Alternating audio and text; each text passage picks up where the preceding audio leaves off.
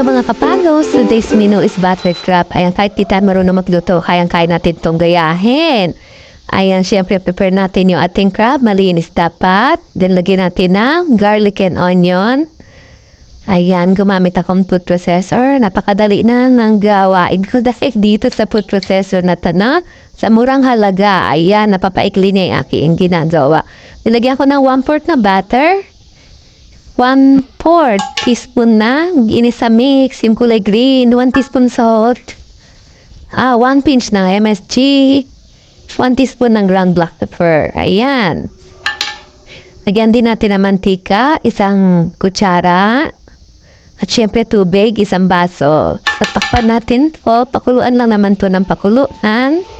So occasionally ay ibalibarikad natin. Ayan, flip natin. Para malaman, pag matiyo na, wala nang sabaw. Kung hindi pa luto, dagdagan na sabaw. Kung luto na, okay na yan. Set na natin. Ito na yung ating pinipara. Biyang goat. So sweet.